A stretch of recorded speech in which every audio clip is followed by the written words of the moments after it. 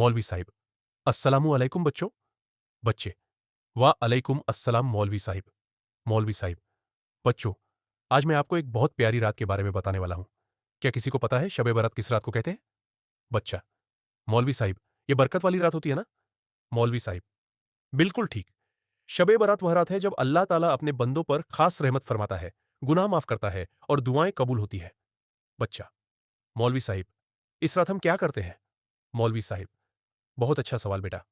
इस रात हम नमाज पढ़ते हैं, अल्लाह से माफी मांगते हैं, अपने वालिदैन के लिए दुआ करते हैं और सबके साथ अच्छा रवैया रखते हैं। बच्चा, क्या हम अल्लाह से अपनी हर दुआ मांग सकते हैं? मौलवी साहिब।